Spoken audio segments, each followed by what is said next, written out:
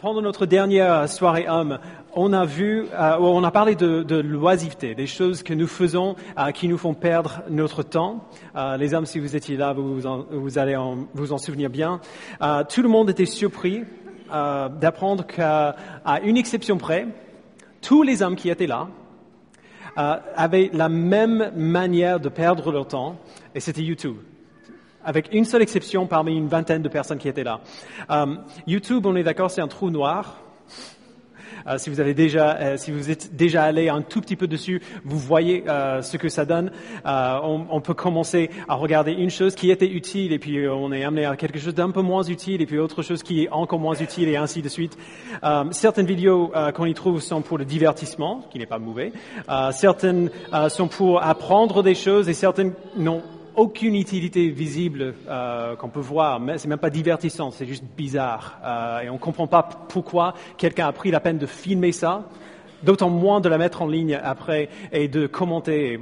Bref, voici pourquoi je pense qu'on pourrait raisonnablement catégoriser beaucoup de ce qu'on voit sur YouTube comme une perte de temps. Je serais prêt à deviner, et les gars qui étaient là ce soir, vous pouvez me dire si j'ai tort.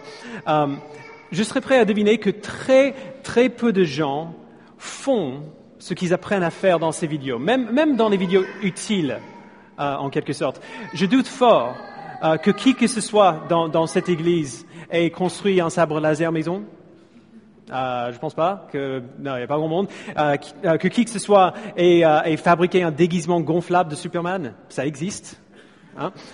Et même les vidéos qui sont utiles sont très rarement mises en pratique. On regarde ce qu'ils nous disent là, on dit hey, c'est une bonne idée ça, et puis on oublie et on part faire autre chose après. Toute cette information, même si elle est très intéressante et même si elle est utile, ne sert pas à grand chose si on n'utilise pas. On est d'accord? La semaine dernière, dans le livre de Luc, on a vu la parabole du semeur.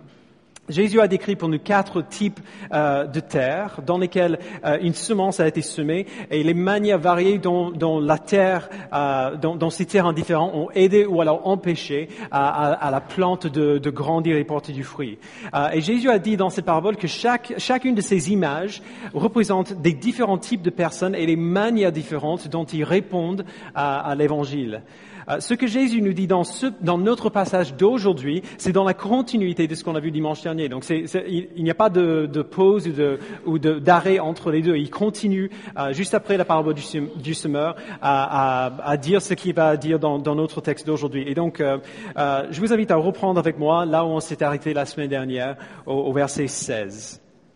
Au verset 16, Jésus nous donne une autre image, la lumière. Et dans ce verset, la lumière représente exactement la même chose que le fruit dans le verset précédent. C'est-à-dire ce qui se passe quand on entend la parole de Dieu, quand on l'accepte et quand on la met en pratique. Donc Jésus dit au verset 16, « Personne n'allume une lampe pour la couvrir d'un vase ou la mettre sous un lit, mais il la met sur un support, afin que ceux qui entrent voient la lumière. » Alors, j'ai toujours trouvé cette image assez drôle.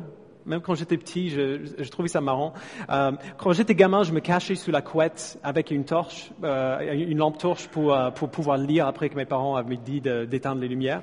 Je pense qu'il y a beaucoup de gamins qui aiment bien lire, font ça et se mettent la couette sur la tête avec la petite lampe torche pour pouvoir continuer de lire. Mais je le faisais pour que je puisse lire. Je ne voulais pas que ça brille de partout, mais je voulais quand même pouvoir voir mon livre. Vous voyez ce que je veux dire? Jamais une seule fois je n'ai mis une lampe torche allumée sous ma couette pour simplement m'endormir après. C'est ce que Jésus dit ici. Personne n'allume une lampe et la couvre d'un vase, et personne n'allume une lampe pour le mettre sous un lit. Pourquoi? Parce que ce serait bête de le faire. Ça n'a aucune utilité, ça n'a aucun sens de faire ça. On allume une lampe pour donner de la lumière et pour que ça puisse briller. Et non seulement c'est bête de faire ça, ça ne marche pas. À l'époque de Jésus, quand il a raconté cette petite parabole, il n'y avait pas de lampe électrique. Mettre une lampe sous un vase ou sous le lit, soit il éteindrait le feu pour que ça ne brûle plus, soit ça mettrait du feu au lit. Donc, dans les deux cas de figure, ça ne marche pas. On ne met pas une lampe sous un vase ou sous un lit parce que soit ça va l'éteindre, soit ça va mettre le feu à la maison. Vous voyez l'image. Si nous avons vraiment la foi, il nous sera impossible de le cacher et ça n'a pas de sens d'essayer de le cacher. Mais tout de même, bizarrement, c'est exactement ça que beaucoup de chrétiens font. Ils voient leur foi comme quelque chose d'intérieur à eux, comme quelque chose qui ne se passe que en moi, à l'intérieur, là où moi je peux le voir. Et donc du coup, ils lisent leur Bible, ils comprennent les mots et ils sont contents de ce qu'ils ont appris peut-être. Ils referment la Bible en disant ça, c'était sympa comme moment. Et puis ils repartent et ils vivent comme s'ils n'avaient rien appris du tout. Leurs dévotions produisent des émotions heureuses à l'intérieur, mais aucun changement visible à l'extérieur. Mais Jésus dit évidemment que ça ne marche pas comme ça. Si ce que nous avons à l'intérieur est vraiment bon, si j'ai vraiment la foi, cette foi va être visible. Elle va faire quelque chose pour qu'on puisse voir que cette foi est là. Une lampe se pose sur un support afin que ceux qui entrent voient la lumière. C'est quelque chose qui est censé être visible, non pas juste pour moi, mais par les autres qui me regardent. Et Jésus continue au verset 17. Il y a en effet rien de caché qui ne doive pas être mis en lumière, rien de secret qui ne doive être connu et mis au jour. Alors je ne sais pas si vous avez passé un peu de temps dans l'Église, vous avez peut-être entendu quelque chose du genre. On est appelé à devenir ce que nous sommes. Nous sommes enfants de Dieu. Dieu nous déclare justes par le sacrifice de Jésus-Christ. Alors, puisque nous sommes justes aux yeux de Dieu, devenez ce que vous êtes. Vivez des vies justes pour aller avec ce que Dieu déclare être vrai de vous. Alors, c'est un impératif qui est juste. C'est une manière parfaitement légitime et biblique pour nous encourager mutuellement à vivre des vies saintes. Et d'ailleurs, on va voir ça tout à l'heure. Mais vous allez remarquer que ce que Jésus dit ici est subtilement différent. Il ne dit pas « vivez comme ça » pour montrer que vous êtes un enfant de Dieu. Ça vient plus tard. Ici, dans ce verset, il dit plutôt « si vous êtes un enfant de Dieu, les gens vont le voir ». Les gens vont le voir. Et si vous n'avez pas la foi, on verra ça aussi. L'état de votre foi va se voir à l'extérieur. Il n'y a rien de caché qui ne sera mis en lumière, rien de secret qui ne sera connu et mis au jour. Frères et sœurs, ce qu'il y a à l'intérieur de nous va se voir à l'extérieur de nous, que nous le voulions ou non. Les gens vont le voir. Il n'y a personne qui trompe tout le monde pour toujours. Si vous dites avoir la foi et il n'y a aucune évidence visible de cette foi, il ne s'agit probablement pas de la foi que vous avez. Si vous dites avoir la foi, mais il n'y a que vous qui voyez votre foi, ce n'est pas la foi que vous avez, c'est une bonne imagination. En plus, si vous dites avoir la foi et vous cachez du péché dans votre vie, des choses que vous savez être à l'encontre de la volonté de Dieu pour nous, ce qu'il nous dit de faire ou de ne pas faire, et vous le faites de manière persistante et non repentie, des choses qui vont contre ces commandements, ce péché ne restera pas caché. Il n'y a rien de caché qui ne sera mis en lumière. C'est ce que Moïse disait dans Nombre chapitre 32. Vous péchez contre l'Éternel et sachez-le, votre péché vous atteindra. On dirait peut-être que j'exagère un peu en disant que ça va se savoir. Il y a plein de gens, plein de chrétiens même, qui font des choses horribles tout le temps et que sans que personne ne soit au courant. Mais même si personne ne découvre la chose, entre guillemets, que je fais, cette chose aura un effet sur d'autres domaines de ma vie et ces domaines-là vont être visibles. Donc ce n'est pas juste une question de cacher un acte ou une habitude. Cette habitude va me changer, va avoir un effet sur moi et ce changement, cet effet que cette habitude a sur moi, ça va se voir. Alors étant donné cette réalité, qu'est-ce que nous devons faire? Comment est-ce que nous devons répondre à cette idée assez terrifiante, que ce que nous sommes à l'intérieur va un jour pouvoir se voir à l'extérieur? Qu'est-ce qu'on fait? Jésus nous dit au verset 18, Il dit, faites donc, c'est-à-dire, étant donné cette réalité-là, faites donc bien attention à la manière dont vous écoutez. Souvenons-nous, ce que Jésus dit ici fait partie d'un tout qui est plus grand. Dans la parabole du semeur, qu'on a vu dimanche dernier, chaque partie de la parabole commence avec quelqu'un qui entend la parole de Dieu et se termine avec quelqu'un qui répond à la parole qu'il a entendue. Chaque partie sans exception. Et il n'y avait qu'un bon choix, il y avait seulement une bonne terre, on l'a vu au verset 15. Ce qui est tombé dans la bonne terre, ce sont ceux qui ont entendu la parole avec un cœur honnête et bon, la retiennent et portent du fruit avec persévérance. Donc quand Jésus nous dit de faire bien attention à la manière dont nous écoutons, c'est ça qu'il veut dire. Écoutez bien à ce que vous entendez.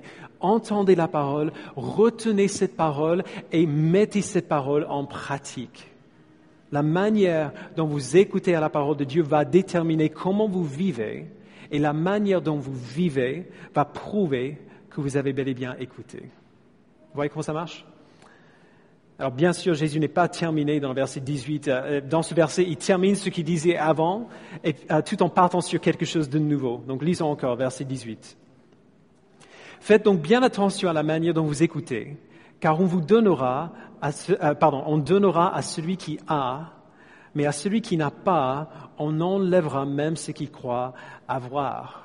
Il y a un psychologue canadien qui s'appelle Jordan Peterson, dans son livre, qui n'est pas traduit en français, j'ai cherché, qui s'appelle 12 Rules for Life, 12 règles pour la vie. Il décrit les structures d'hierarchie parmi les homards.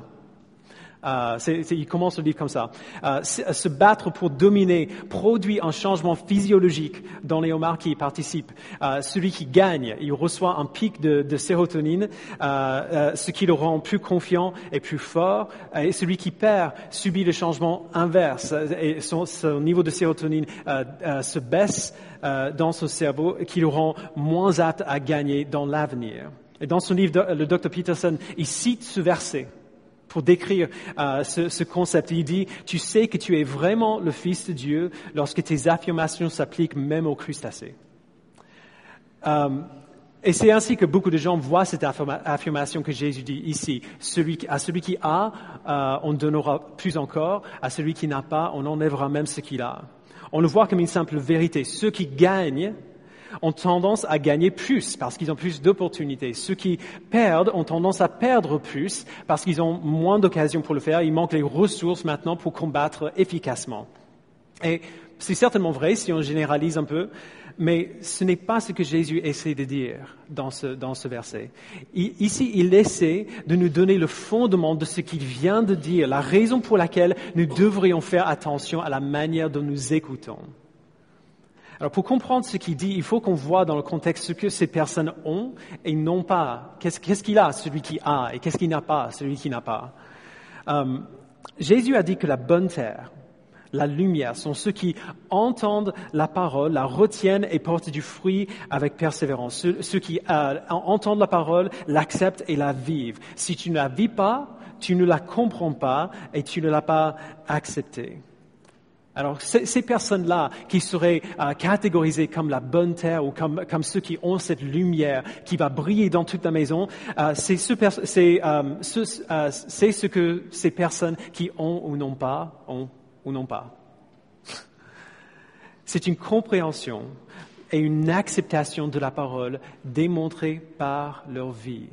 Celui qui a, c'est celui qui a compris et accepté la parole et qui le montre par sa vie. Et celui qui n'a pas, c'est celui qui a peut-être entendu la parole, mais qui ne la met pas en pratique, qui ne fait rien avec elle. Alors du coup, on voit un peu mieux ce qu'il veut dire par là. Faites donc bien attention à la manière dont vous écoutez, car on donnera à celui qui a. Celui qui entend la parole de Dieu et la met en pratique, va recevoir encore plus, il dit. Il va grandir dans sa capacité à entendre et à obéir à la parole.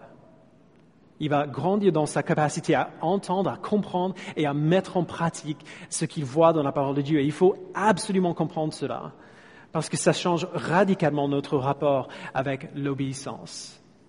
Nous avons eu cette discussion avec beaucoup de chrétiens au fil du temps. Beaucoup de chrétiens modernes pensent devoir comprendre un commandement avant d'y obéir. On voit un commandement, on ne voit pas du tout pourquoi Dieu dit de faire ceci ou cela, ou de ne pas faire ceci ou cela. On ne comprend pas du tout. Et donc, avant de comprendre, jusqu'au moment où on comprend, on se dit, mais, OK, peut-être je vais attendre un petit peu. Je vais chercher un peu plus pour voir pourquoi il dit avant de faire ce qu'il dit là. Ils voient clairement ce commandement dans la Bible, mais ils ne comprennent pas le raisonnement derrière ce commandement, et donc ils attendent. Ou alors, ils sortent le fameux joker de la culture antique en disant « mais ça, c'est juste une question culturelle de l'époque. Ça ne s'applique pas à nous aujourd'hui. » Je suis désolé. Si vous connaissez la Bible un peu, vous savez que ça ne marche pas comme ça. Ça ne marche pas comme ça. Dans la Bible, Dieu ne donne pas toujours une explication sur pourquoi il nous dit de faire ou de ne pas faire certaines choses. Souvent, il le fait. Bien souvent, il le fait, mais pas à chaque fois. Parfois, il dit simplement « fais-le parce que je te dis de le faire » et il s'attend à ce qu'on obéisse, à ce qu'on fasse ce qu'il dit. Et si on y pense, c'est assez logique de la part de Dieu, parce que c'est Dieu et nous ne sommes pas Dieu. Quand les parents ont des enfants, combien de fois est-ce que nos parents, quand on était enfants, nous ont-ils dit de faire quelque chose sans nous dire pourquoi? C'est frustrant pour un enfant de ne pas savoir pourquoi les parents disent de faire quelque chose, mais ça ne change rien. Ils disent des choses comme fais-le quand même, fais-moi confiance, tu vas comprendre un jour. Et ce qui est fou, c'est qu'ils avaient raison. Quand on a grandi, on arrive tous à un moment dans notre vie où on arrive devant une situation et on se dit « Eh mais bon sang, papa, il avait raison. » Je vois maintenant pourquoi il disait ça. Même si je n'étais pas capable de le comprendre à l'époque, je vois bien maintenant. On a tous eu des moments de réalisation comme cela. On ne comprenait pas avant pourquoi nos parents ont dit de faire ça, mais maintenant qu'on est devant un autre choix que nous devons faire nous-mêmes, nous voyons très bien pourquoi et nous dirons exactement la même chose à nos enfants aussi. Pourquoi? Parce que nous apprenons tous par l'expérience. Sans exception, nous apprenons par l'expérience. Quand on obéit, même si on ne comprend pas pourquoi Dieu nous dit de faire ceci ou cela, au fil du temps, quand on obéit quand même, au fil du temps, nous commençons naturellement à voir par l'expérience la logique dans les commandements qu'on ne comprenait pas avant. Nous apprenons par l'expérience que Dieu sait bel et bien de quoi il parle. Que quand Dieu, le créateur de l'univers et de nous-mêmes, nous dit que nous sommes créés d'une certaine manière et nous dit comment nous sommes censés fonctionner en tant que ces créatures, il a raison. Et on le voit. Alors, je vais vous donner un exemple de comment ça peut marcher. Certaines personnes ici ont déjà entendu cet exemple. Lohan et moi, on était très mal à l'aise quand on a appris pour la première fois ce que la Bible dit sur le mariage, sur le rôle des hommes et des femmes dans le mariage. Ça faisait à peu près 5 ans qu'on était mariés à l'époque quand on a fait cette découverte. Et pour nous, c'était pas du tout logique. C'était pas logique que la Bible m'ordonne à moi, un homme feignant et immature, d'aimer ma femme comme Christ a aimé l'Église, de prendre l'initiative et la responsabilité de diriger ma famille, alors que j'avais une femme qui était parfaitement compétente et beaucoup plus apte à le faire que moi, si j'étais honnête. C'était pas logique pour nous que Dieu ordonne à ma femme de reconnaître et de se soumettre à la responsabilité que Dieu m'avait donnée et de m'aider à l'accomplir parce qu'elle aurait été naturellement beaucoup plus à même de l'accomplir elle-même, de supporter une telle responsabilité. On se disait que moi, j'aurais été une meilleure aide qui soit son vis-à-vis. Et elle aurait été une tête bien plus compétente que moi. Mais le commandement était là, on le voyait très clairement, et on ne pouvait pas ne pas le voir. Une fois qu'on le voit de partout. Et donc, on a pris la décision difficile d'essayer de mettre ça en pratique, même si on n'avait aucune idée de pourquoi Dieu avait dit de faire des choses comme ça. Même si on ne comprenait pas pourquoi il m'ordonnerait à moi de faire quelque chose alors que je ne suis pas du tout apte à le faire. Et elle à faire autre chose alors qu'elle n'était pas apte à le faire. on a décidé de commencer à le faire quand même. Et on a mis un sacré moment avant de voir le pourquoi. Mais si vous pouviez comparer notre vie à la maison aujourd'hui avec notre vie à la maison d'il y a 10 ans maintenant, vous verriez qu'elle est plus paisible, elle est plus aimante. Notre foyer est juste, de manière générale, un lieu plus sain qu'avant. Il n'est pas parfait, mais la différence entre notre vie d'aujourd'hui et notre vie d'il y a 10 ans, la différence est incroyable. L'obéissance à ce commandement, sans le comprendre, a eu un impact sur notre famille, sur tous les niveaux, même des domaines qui n'ont rien à voir avec la masculinité ou la féminité. Si vous nous demandiez maintenant pourquoi Dieu appelle les hommes et les femmes à des rôles particuliers dans le mariage, on pourrait vous donner le raisonnement biblique derrière, mais on pourrait aussi vous donner tout un tas d'exemples qu'on a appris par notre expérience de pourquoi ça marche, pourquoi Dieu sait de quoi il parle. Et au fur et à mesure qu'on grandit encore dans ce domaine, on devient de mieux en mieux équipé pour voir la grâce de Dieu dans ce commandement et d'y obéir plus fidèlement. On donnera à celui qui a. Celui qui entend la parole de Dieu et la met en pratique va grandir dans sa capacité à comprendre et à mettre en pratique la parole de Dieu. Et Jésus continue, évidemment. Mais à celui qui n'a pas, on enlèvera même ce qu'il croit avoir. Alors ça, c'est plus simple. Pour celui qui entend la parole et ne la vit pas, sa vie sera une géante tour de cartes qu'il essaie de construire. Il va essayer de bâtir une vie pour lui-même selon sa propre idée de la belle vie, entre guillemets. Mais ce monde déchu va combattre contre lui à chaque étape. Ça ne marchera pas. Alors je sais qu'il y a des millions de gens dans le monde qui refusent d'accepter la vérité de l'Évangile et de la mettre en pratique, mais qui sont très réussis et qui semblent être très heureux. C'est vrai. Mais voici le truc. Un jour, ils vont mourir.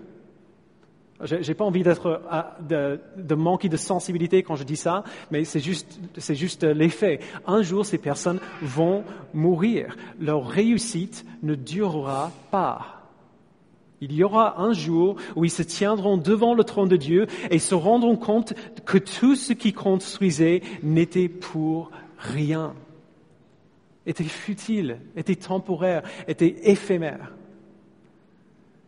Même ce qu'ils pensaient avoir sera enlevé. À celui qui n'a pas, on enlèvera même ce qu'il croit avoir. À celui qui a, on donnera encore plus. Alors, faites bien attention à la manière dont vous écoutez. Écoutez la parole, acceptez la parole, vivez la parole. Alors après, il y a un petit épisode qui fait une sorte d'épilogue à cette partie. On voit Jésus faire une sorte de résumé par une phrase assez bizarre de tout ce qu'il vient de dire. Verset 19. La mère et les frères de Jésus vinrent le trouver, mais ils ne pouvaient pas l'approcher à cause de la foule. On lui dit, « Ta mère et tes frères sont dehors, et ils désirent te voir. » Mais il répondit, « Ma mère et mes frères, ce sont ceux qui écoutent la parole de Dieu et qui la mettent en pratique. » Alors ça peut paraître un peu dur de la part de Jésus, mais si vous connaissez les évangiles, vous savez que Jésus ne rejette pas sa famille, en particulier sa mère. Une des dernières choses qu'il fait avant de mourir sur la croix, c'est de pourvoir aux besoins de sa maman avant qu'il meure. Jésus, en disant ça, il essaie de faire passer un message. Et je pense que vous pouvez voir quel est ce message. Le verset 21, c'est une autre manière de dire la même chose qu'il dit depuis le début. Verset 15, ce qui est tombé dans la bonne terre, ce sont ceux qui ont entendu la parole avec un cœur honnête et bon, la retiennent et portent du fruit avec persévérance. Verset 16, personne n'allume une lampe pour la couvrir d'un vase ou la mettre sous un lit, mais il la met sur un support afin que ceux qui entrent voient la lumière. Verset 18, faites donc attention à la manière dont vous écoutez, car on donnera à celui qui a. Alors comment est-ce qu'on peut résumer tout cela? Écoutez la parole de Dieu, mettez la parole de Dieu en pratique. Écoutez, acceptez, obéissez. Votre capacité à faire cela va vous aider à grandir dans ce domaine et votre croissance dans ce domaine, c'est la preuve de qui vous êtes. C'est la preuve de votre foi. Mais la manière dont il le dit ici, donc il dit la même chose ici qu'il a dit ailleurs, mais sa manière de le dire ici, c'est un peu différent. Il ne dit pas seulement que ceux qui obéissent à la parole vont grandir dans leur foi et vont prouver l'existence de leur foi. Il dit que ceux qui entendent la parole et la mettent en pratique font partie de sa famille. Font partie de sa famille. Et si vous avez grandi dans l'Église, juste entre parenthèses, je sais que vous avez tellement entendu cette idée que nous faisons partie de la famille de Dieu, que quand vous l'entendez maintenant, ça ne vous fait pas grand-chose. Ça ne devrait pas être le cas. L'idée de faire partie de la famille de Dieu devrait être la vérité la plus bouleversante de notre vie.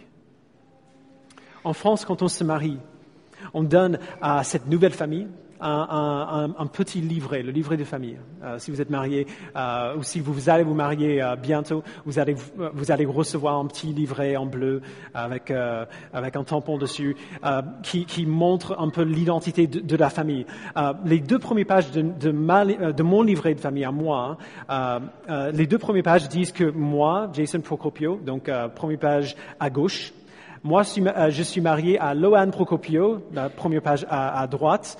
Quand Jack est né, on a apporté notre livret à la mairie. Ils ont ajouté ces informations à la page 3 pour prouver qu'il est bien notre fils. Et quand notre fille naîtra dans quelques mois, elle sera sur la page 4 et ainsi de suite.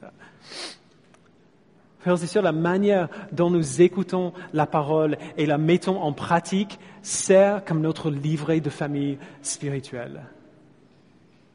C'est notre livret de famille, c'est notre identité. Elle ne fait pas que nous soyons des enfants de Dieu, elle prouve que nous sommes bel et bien des enfants de Dieu. Le fait d'être dans ce livret ne fait pas que Jack fasse partie de notre famille, c'est mon fils même s'il n'est pas là. Ça donne une preuve objective que ce garçon-là, il est mon fils. Alors il y a toujours un risque quand on parle comme ça, parce qu'il y a certains types de personnes qui vont dire, eh bien, si c'est vrai pour moi, si c'est comme ça, je suis bien fichu. Il est beaucoup plus facile pour des personnes comme ça de voir toutes les manières dont ils ont échoué. Alors quand elles le font, elles commencent à douter de leur foi. Elles regardent dans leur vie et ils ne voient que des erreurs, que des erreurs qu'ils ont faites dans le passé. Et ils commencent à douter du fait, est-ce que mon nom est bien dans le livret ou non? Est-ce que je peux voir dans ma vie une preuve de mon identité dans la famille de Dieu? Alors Jésus ne dit pas ces choses pour nous faire douter. Il les dit pour que nous restions en alerte. On ne devient pas moralement parfait quand on se convertit. Et je pense que vous savez ça. On ne devient pas moralement parfait quand on se convertit. On continuera à faire des erreurs. Mais chaque chrétien devrait pouvoir regarder à sa vie et voir une progression. Et voir pas juste un changement initial ou un changement à un moment quand on a réalisé la vérité de l'Évangile pour la première fois. Il devrait pouvoir voir une progression. Souvent, quand on parle des péchés avec lesquels on lutte, ces péchés habituels qui ne cessent de revenir et de revenir et de revenir, on excuse ce péché en disant « oui, je sais, je grandis encore dans ce domaine ». Alors, peut-être on parle trop vite quand on dit ça, parce que si on dit « je grandis encore », ça veut dire qu'on devrait voir une croissance. On devrait pouvoir voir qu'on grandit. Il devrait y avoir une sorte de courbe vers le haut. Sinon, on ne grandit pas. Si on ne fait que retomber et retomber et retomber et retomber dans le même péché sans jamais progresser dans notre sainteté, dans nos efforts pour vaincre ces péchés-là, je suis désolé, nous ne grandissons pas. Nous restons là où nous sommes. Si on grandit, on va pouvoir regarder en arrière à notre vie et voir une certaine trajectoire vers le haut. Pas la perfection, mais une ressemblance à Christ qui soit de plus en plus juste avec le temps. Et tout ce que Jésus a dit jusqu'ici est là pour nous aider à aller dans ce sens. Devenez cette bonne terre, entendez la parole de Dieu, retenez-la dans un cœur honnête et bon et portez du fruit avec persévérance. Ne cachez pas ta lumière, mais mettez-la sur un support pour que tous ceux qui sont près de vous le voient. Faites attention à la manière dont vous écoutez. Écoutez et obéissez. Mettez-la en pratique. Et combien c'est merveilleux que le point culminant de tout cela, c'est la famille. C'est la famille. Ma mère et mes frères, ce sont ceux qui écoutent la parole de Dieu et la mettent en pratique. Ma mère et mes frères, c'est ma famille. Si tu es né de nouveau, quand tu regardes à ta vie passée avec Christ, elle ne sera pas du tout parfaite. Il y aura des choses avec lesquelles tu luttes, même de manière répétée. Il y aura des choses qui reviennent. Mais il y aura un moment, tout au début, où tu l'as entendu l'évangile et quelque chose s'est allumé en toi. Où il n'y avait aucune réalisation de la vérité de l'évangile avant, mais à un moment donné, sans peut-être aucune raison visible, il y a quelque chose de différent qui s'est passé cette fois-là. Tu as réalisé que tu t'étais rebellé contre Dieu, que tu es un pécheur. Tu as réalisé que Jésus a pris tes péchés sur lui-même et a payé la punition de ces péchés-là. Tu as réalisé qu'il t'a donné la vie parfaite qu'il avait vécue. Tu as réalisé que sur cette base-là, Dieu t'a déclaré juste. Et cette connaissance-là t'a poussé à commencer à vivre ta vie comme Dieu t'appelle à le faire. Tu ne l'as pas fait de manière parfaite. Il y a eu des moments où tu as oublié, où tu as chuté. Il y aura même des choses qui reviennent et qui te donnent un peu plus de mal, des choses avec lesquelles tu dois lutter plus fortement qu'avec d'autres. Mais la trajectoire de ta vie n'est plus celle de courir dans le sens opposé de Dieu, mais celle de courir vers lui. Vers lui en devenant de plus en plus comme lui. Et Jésus dit que si on regarde en arrière et c'est ça qu'on voit, alors nous sommes ses frères et ses sœurs. Nous sommes ses petits frères, ses petites sœurs. Nous sommes de sa famille. Nous partageons son nom de famille. Nous sommes de son sang. Et Jésus aime sa famille, comme tout le monde aime sa famille. Jésus aime ses frères. Il aime ses sœurs. Il a prouvé à la croix. Bien trop souvent, les chrétiens ont tendance à avoir une vision tellement tordue de l'affection que Dieu a pour eux. Nous imaginons que l'affection de Dieu pour nous dépend de notre capacité à lui obéir. Même si on ne dirait pas à haute voix ce qu'on ressent tous les jours quand on pense à Dieu, c'est « j'ai besoin de faire ceci ou cela et ceci et cela, et puis Dieu va m'aimer peut-être ». Ou alors, j'ai fait ceci, j'ai fait cela, alors Dieu doit m'aimer. Ce n'est pas ainsi que la Bible nous donne de réfléchir. La Bible nous pousse plutôt à regarder à nos vies en arrière et de dire, mais regardez combien Dieu m'aime. Regardez combien Dieu m'aime. Il m'a pardonné, il m'a donné la repentance, il m'a rendu capable de lui obéir. Alors Seigneur, pour toutes les fois où j'ai fait ce que tu m'as ordonné, merci. Pour toutes les fois où j'ai obéi sans comprendre, merci. Pour toutes ces fois où j'ai entendu la parole, j'ai retenu la parole et j'ai mis en pratique cette parole, merci. C'est toi qui as fait ça. Merci de m'avoir tellement aimé.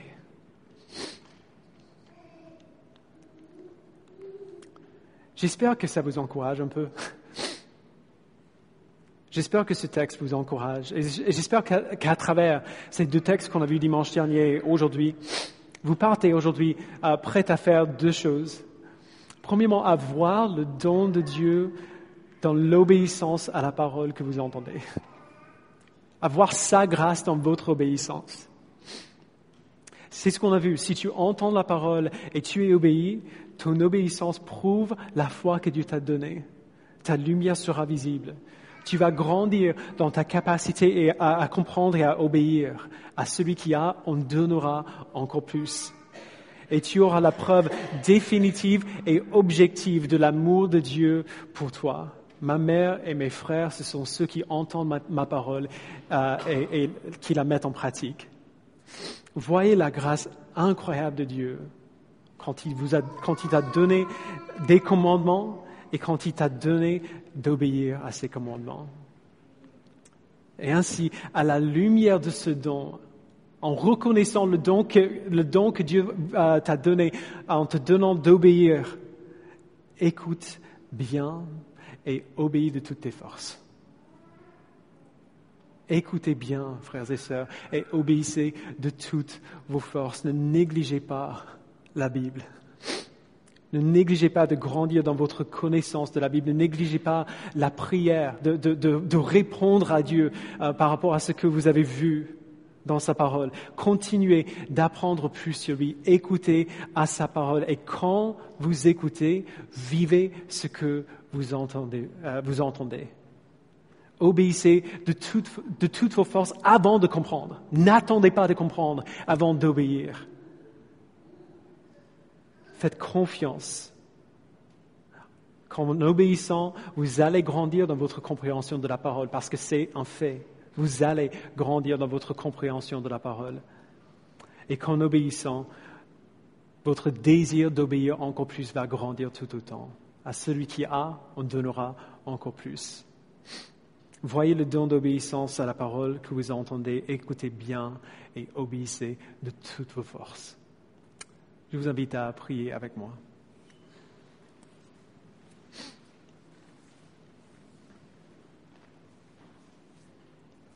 Père, je te remercie pour la grâce que tu m'as donnée.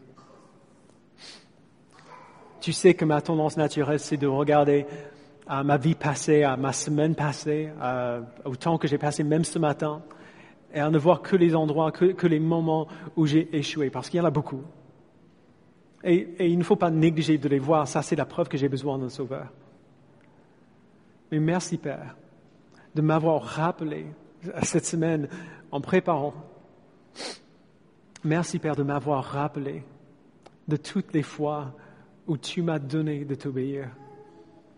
De toutes les choses que tu m'as donné de faire qui n'auraient pas été logiques dans le passé, qui n'auraient pas été logiques avant que je te connaisse. Donne-nous, Père, de voir une progression dans notre vie, de voir tous les moments où tu nous as aidés à écouter ce que tu nous dis et à faire ce que tu nous dis de faire. Merci, Père, pour tous ces moments que tu nous as donné de nous renier à nous-mêmes et de te suivre coûte que coûte, même si nous ne le comprenons pas, et merci, nous ne comprendrons jamais. Je prie, Père, pour ceux ce matin qui regardent en arrière et qui ne voient pas cette progression. Je prie que tu les encourages aussi, que ce n'est jamais trop tard, que la porte n'est pas fermée, que tu ne rejettes pas ceux qui viennent à toi avec foi. Je prie, Père, que tu les convainques de ton esprit, d'admettre le manque de foi qu'ils ont placé en toi jusqu'ici et de courir vers toi à partir de maintenant, afin de bâtir leur vie sur tes préceptes, même s'ils ne comprennent pas tes préceptes. Donne-leur, Père, de commencer une vie où ils vont réaliser au fur et à mesure à quel point tes commandements sont sages et bons et gracieux pour nous. Et pour ceux qui ne te connaissent pas aujourd'hui, je prie que tu leur donnes de voir que ta grâce suffit, que la mort de Jésus suffit, que tout ce que tu demandes de notre part, c'est de placer notre foi en toi et de nous repentir de nos péchés et de courir après toi. C'est toi qui nous donnes de faire toutes ces choses de toute façon.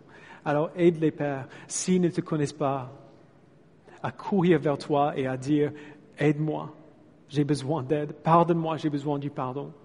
Donne-moi de vivre pour toi, j'ai besoin de vivre pour toi. » Merci, Père, d'être ce Dieu plein de grâce qui pardonne même des pécheurs aussi grands que nous.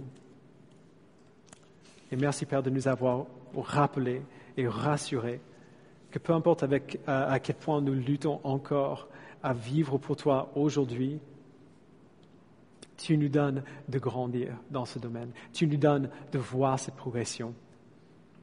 Donne-nous, Père, d'écouter à ta parole, de l'accepter et d'y obéir de toutes nos forces. Merci, Père. Au nom de Jésus, nous le prions. Amen.